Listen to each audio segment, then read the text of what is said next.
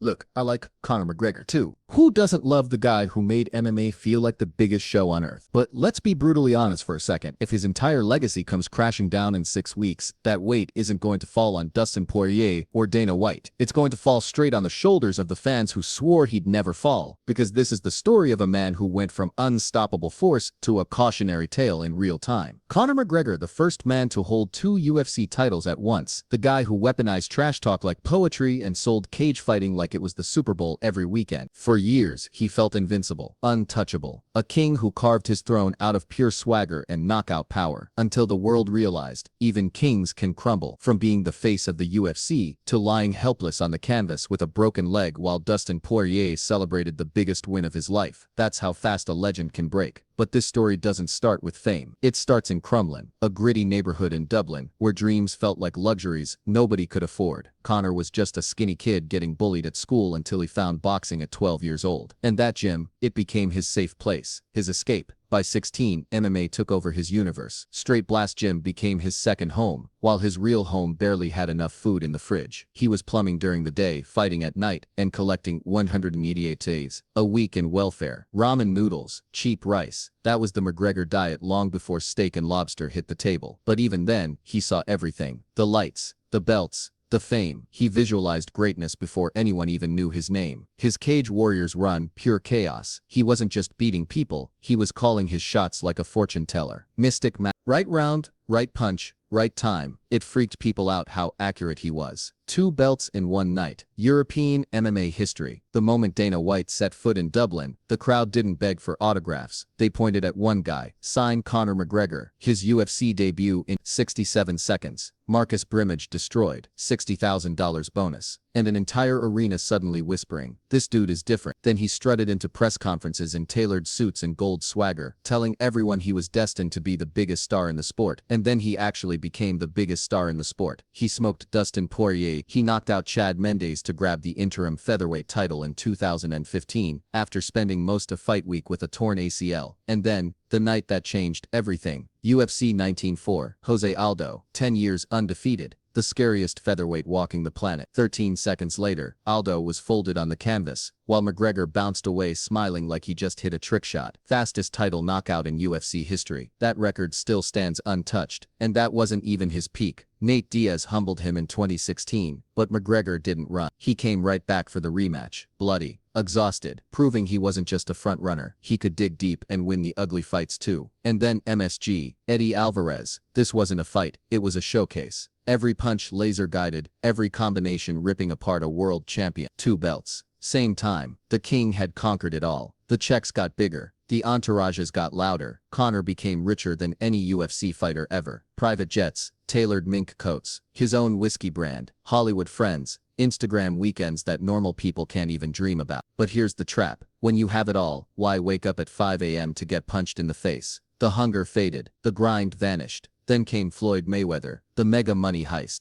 $130 million for a single boxing match. He didn't even win, but he didn't need to. He just changed his tax bracket forever. That's when fighting stopped being survival and turned into a hobby. By the time he stepped into the cage with Khabib Nurmagomedov in 2018, the sharpness was gone. The cardio looked questionable. The confidence, still loud. But the skills, rust. Khabib mauled him, embarrassed him. And when the fight ended, the chaos that exploded afterward became the new image of Conor McGregor. Loud, reckless, and spiraling. He retired, came back, retired again, came back again. Fast win over Cowboy Cerrone, and suddenly the hype machine flipped the switch back on. But Dustin Poirier wasn't the same guy Conor starched in 20. He was smarter, tougher, deadlier. And those calf kicks, they were a problem Conor never bothered learning to solve. TK, first knockout loss of his UFC career. A wake-up call anyone else would have answered. McGregor? He doubled down. More trash talk, more bravado, less preparation. UFC 26 floor, one more chance at redemption. Instead, we got the moment everyone still remembers. The bone snapping, the scream, the disbelief, the career-threatening silence. His leg shattered, tibia, fibula, completely broken, titanium rod inserted surgically by Dr. Neil Elatrack. screws and plates holding his fighting future together like a DIY project. And through the pain, he's still yelling insults at Poirier while sitting on a stretcher, because Conor McGregor doesn't go quiet, he doesn't go humble, he doesn't go away. But the truth that no amount of trash talk can hide: he hasn't thrown a punch in a real fight in years. His body isn't the same. The sport evolved while he was partying. The question now, the only question, is this: can a man who already lived the ultimate dream ever find that hunger again? Because the comeback, it's not just a comeback, it's his last shot at legacy. If he returns and loses again, the myth dies there. If he returns and wins, we get to believe in magic one more time. Love him or hate him, the world will be watching, because nobody rises or falls quite like Conor McGregor.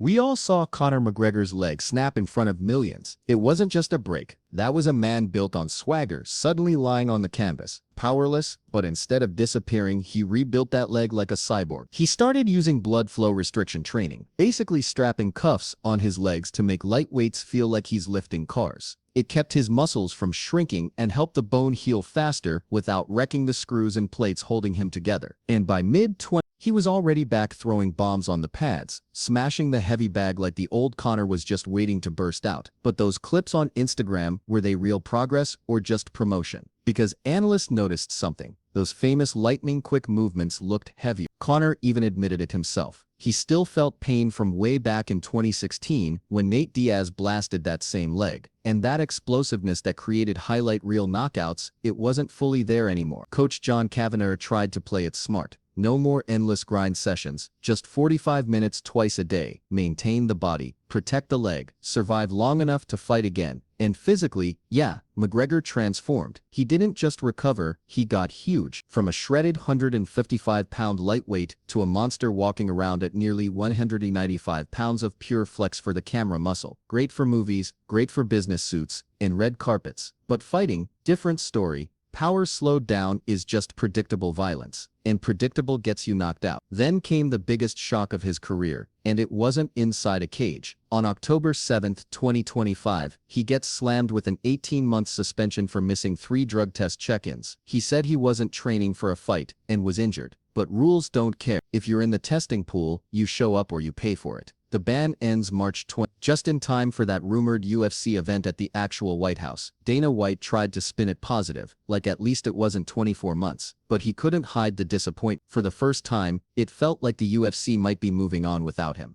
And honestly, his physical injuries weren't even the biggest threat to his legacy. His legal troubles turned him from Ireland's hero to Ireland's headline scandal. It started in 2018, when Nikita Hand accused him of sexual assault at a Dublin hotel. Criminal charges were never filed. Prosecutors said they didn't have enough to guarantee a conviction. Conor said it was consensual. For a while it faded. Then she came back with a civil lawsuit. And in November 2024, a Dublin jury found Conor liable. He was ordered to pay damages over $248,000. Pocket change for him. But it destroyed something he could never buy back. Trust. Brands dropped him. Supermarkets pulled his products. Murals were painted over. His wax figure removed. A nation that once paraded him through streets now pretended they never knew him. And more accusations followed.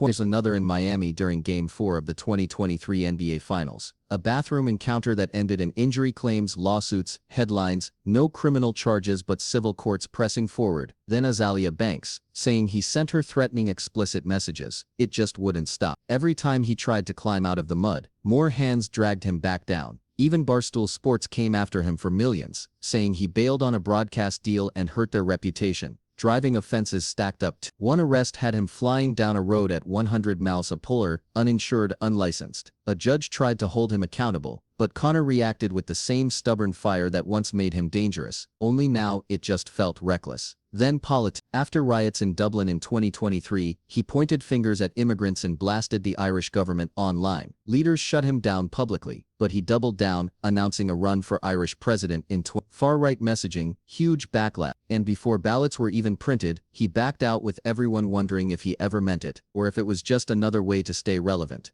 Even when he wasn't trying to start drama, drama found him, like when he punched the Miami Heat mascot twice and sent the guy to the hospital. It became the perfect metaphor. Conor just swinging wildly at anything and anyone. People began asking, has money and fame made him bulletproof? Because the criminal courts never nailed him. But public opinion, that one threw a knockout punch. Meanwhile, his body, the real foundation of his empire, was collapsing. The tibia break was brutal, but his career has been a timeline of injuries: torn ACL in 2013, stress fractures before the Poirier trilogy, and the infamous broken toe during filming Roadhouse that killed UFC 303, and the Chandler fight. That Mayweather payday, it inflated everything. His bank account, his ego, and worst of all, his comfort. Before that he was starving for greatness. After making $130 million an hour, the hunger faded. Why risk it all when life is already champagne and Rolls-Royce smooth? Champions need something to chase. Money took the chase away. His relationship with Dee Devlin, the woman who stood by him from day one, reportedly strained from constant cheating rumors, and when he posted that apology in 2024, saying he should never have stepped out on the woman he loves most, everyone saw the truth written between the lines. His children will grow up Googling their father's name and finding lawsuits instead of legend. That's a different type of pain. One surgery can't fix. People accused him of substance problems. Islam Makhachev called him a drug addict. Conor fired back while drinking whiskey in every other Instagram story. His body ballooned up and down depending on what image he wanted to sell that week. Fighting shape, who knew anymore? Even his Hollywood career couldn't escape the backlash. Roadhouse came out and critics said he was basically playing himself, a fighter spiraling out of control. Not exactly the reinvention he hoped for. Now he talks about returning in June 2026. UFC at the White House. Trump. Dana, the spectacle of all spectacle. Conor demanded 100 million dev 100 US golden visas. Fans asked, is this genius negotiation, or a man who can't accept he's not the king anymore? Chandler waited for 2 years, then moved on to fight Charles Oliveira. Ilia Topuria called his name, but come on. Conor making 100, he'd need to cut off a limb, and he's only got one good one left. Maybe they'll find him a veteran. Someone with a name, someone who won't send him into early retirement. A nostalgia fight, a participation trophy. Because here's the brutal truth. Father Time doesn't. At 37 with 4 years out, a titanium leg, a shaken brain, and a lifestyle that's more luxury than discipline, a comeback to championship form is almost impossible. The magic is in the past. The highlight reels are memories. The octagon awaits, he always says, but does it or has the sport already closed the door on him? While he's still pounding the outside hoping the crowd will chant again. The real question isn't whether he can fight, it's whether the version that returns is the notorious or just a man chasing ghosts. Long after the lights have moved on. Thanks for hanging with me. If you want more deep dives like this, tap the card on the screen and keep rolling with the story.